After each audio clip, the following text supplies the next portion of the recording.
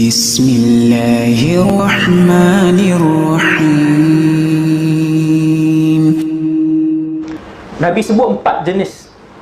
Dia akan diheret dan dibawa ke sebuah alam namanya lubang neraka. Belum neraka betul, baru muqaddimah neraka. Maksudnya pintu depan neraka punya siksa.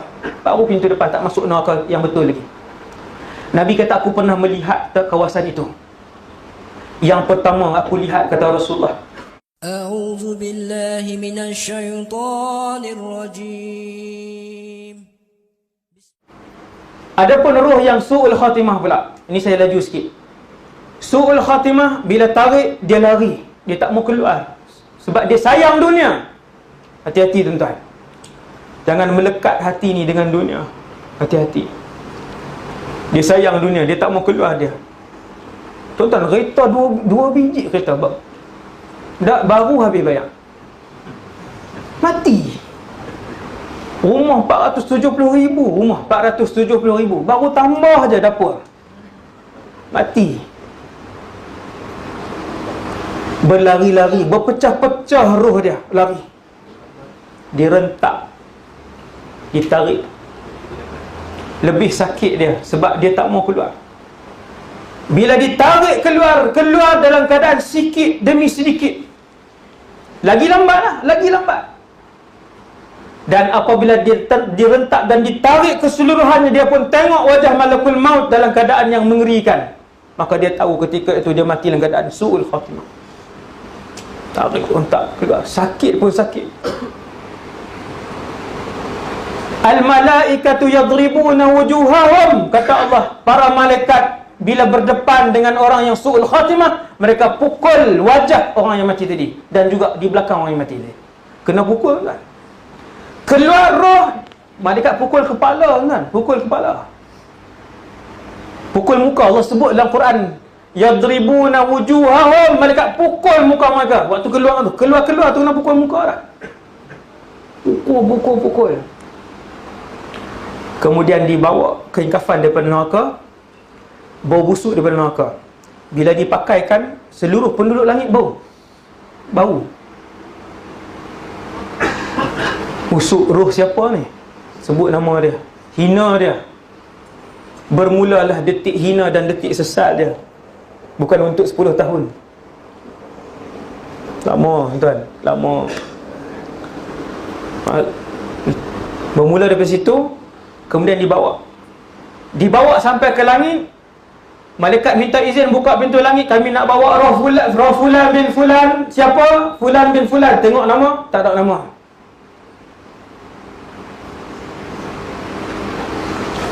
La tufattahu lahum abwabus sama. Nabi baca ayat ni ketika menceritakan tentang perjalanan roh. Dalam hadis yang panjang, Nabi baca ayat ni. Ketika itu pintu langit tidak dibuka kepada mereka. Betul? Macam mana ni? Lalu Allah SWT mengarahkan supaya buku amalannya diletakkan di tempat yang bernama Sijil. Habis dah. Lemparkan roh dia turun ke bawah. Lalu dihumban roh dia dengan laju. Dia akan merasakan seperti mana satu tubuh dia, roh dia ketika itu, dia akan rasa tuan-tuan. Orang yang su'ul khatimah akan rasa roh dia dilemparkan dengan laju, kemudian disambar oleh burung, seolah-olah macam tu, dan jatuh di satu tempat menuju ke alam barzah. Okey, tubuh dia dimandikan macam biasa, tak ada siapa peduli dia. Orang pun tengok, tak ada adik-beradik saudara mara yang uruskan. Uruslah, dah duduk di qaryah sini, kesian kat dia. Ni yang su'ul khatimah tadi ni. Dimandikan, dikafankan, disolat, kemudian dikebumikan. Habis semua balik, kesemuanya pulang. Datang dua malaikat, Munkar dan Nakir. Man rabbuka, dengan suara yang ganas. Siapa Tuhan kamu? Dia kata tak tahu. Yang duduk di sebelah dia siapa? Amal buruk dia, dosa dan maksiat dia, dengan rupa yang bodoh. Tak bantu dia. Siapa Tuhan kamu? Dia kata tidak tahu. Lalu dipukul orang itu. Tuan-tuan, kalau gunung jadi debu, berkecai, badan manusia Dipukul dia. Soalan yang kedua tak tahu dia. Soalan ketiga tidak ada jawapan. Soalan keempat tak tahu dia jawab. Lalu dipukul. Habis dipukul berapa lama tempoh, yang tu para ulama sebut beberapa pendapat. Ada yang kata sehari, ada yang kata seminggu, banyak pendapat. Wallahu a'lam berapa lama dipukul. Habis dipukul oleh Munkar dan Nakir, tak selesai lagi. Lalu dibawa dia. Nabi sebut 4 jenis. Dia akan diheret dan dibawa ke sebuah alam namanya lubang neraka. Belum neraka betul, baru muqaddimah neraka. Maksudnya pintu depan neraka punya siksa. Baru pintu depan, tak masuk neraka yang betul lagi. Nabi kata, aku pernah melihat kawasan itu. Yang pertama aku lihat, kata Rasulullah, suasana di lubang neraka. Ada orang berniarap macam ni. Berniarap ke macam tu, muka tengok ke atas. Oh, lentang. Sorry. Lentang. Ada orang berdiri memegang batu besar, lalu dihempapkan ke muka, berkecai batu. Ketika orang yang berdiri mengutip batu itu, maka muka yang berkecai tadi berhimpun semula. Sakit. Kata Rasulullah, aku dibawa ke tempat yang kedua. Waktu tu malaikat 2 orang bawa, Jibril dan Mikail yang bawa Nabi, tapi dengan rupa paras manusia. Ke semua malaikat yang Allah izin, mereka boleh bertukar menjadi manusia lelaki. Ini kaedah, ini dalam akidah ada belajar. Ke semua. Selalu kalau 2 orang, Jibril dan Mikail, iring Nabi pergi ke alam barzakh, pergi bawa Nabi tunjuk kepada Rasulullah jenis siksaan di alam barzakh. 4 yang kita sebut malam ni. Yang pertama, pegang batu, hempuk ke muka, pecah batu, pecah muka. Waktu kawan ni duk kutip batu ni, muka tu sedang bergabung balik. Lalu dia hempap lagi. Nabi tanya, dosa apa ni? Malaikat kata, nanti kita tengok yang lain dulu. Pergi ke tempat yang kedua. Kawasan tu semua pegang pisau. Pisau yang macam tu. Panggil apa? Sabit ke? Sabit tajam. Kesemua pegang pisau. Pegang sendiri, orang tak buat. Dia letakkan di mulut kanan, lalu ditoleh sampai ke belakang. Hatta tablugha qafa, kata Rasulullah, sehinggalah pisau tu diheret sampai ke tengkok di leher. Terburai mulutnya di sebelah kanan sini. Dia pegang pisau tu, diheret ke belakang sini. Kemudian terburai. Kemudian bercantum semula. Kemudian dia letak lagi diri ke belakang. Diheret pisau tu ke belakang sampai mencecah lehernya. Nabi kata, apa yang mereka lakukan? Dosa yang mereka buat. Malaikat Jibril ni, Mikail kata, kita tengok yang lain.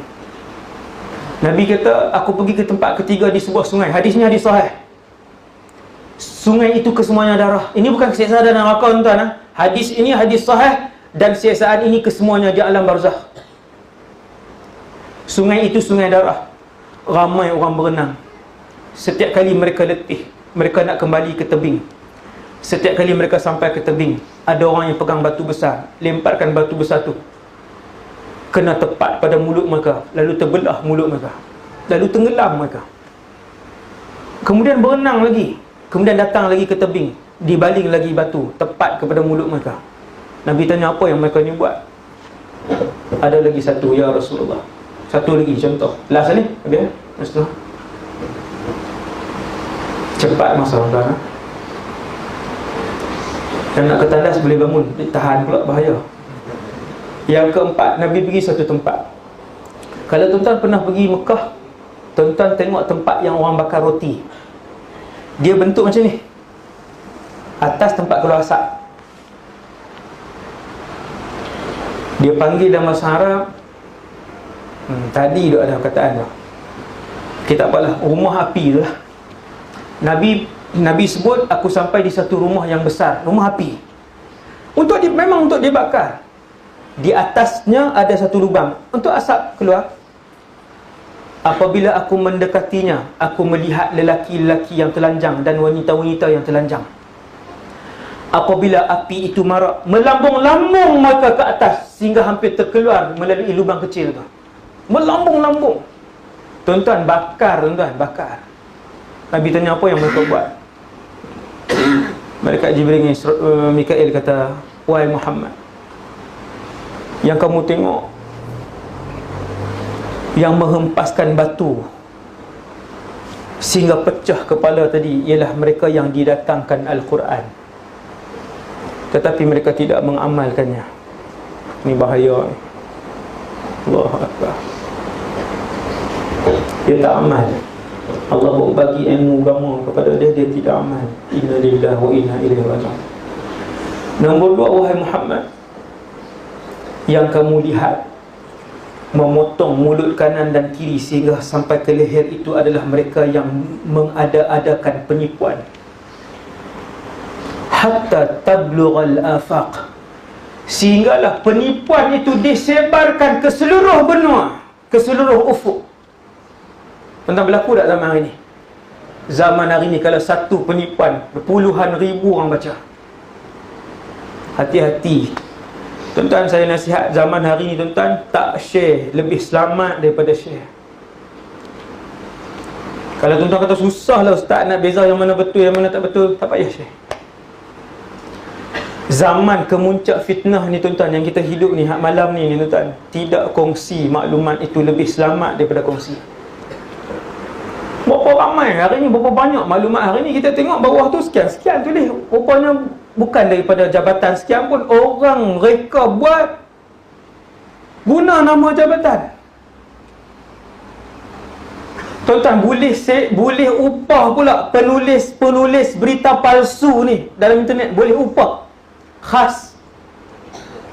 Nabi kata mereka menipu dan penipuan mereka tersebar ke seluruh ufuk. Ni zaman ni. Hati-hati. Pegang pisau sampai kiamat, potong sampai ke sini, potong. Nombor 3, sungai. Mereka adalah pemakan riba. Yang terakhir sekali ialah yang dibakar hidup-hidup sampai melambung-lambung. Bila api banyak, itu adalah mereka yang berzina di atas muka bumi Allah. Berzina, wal'iyadzubillah. No?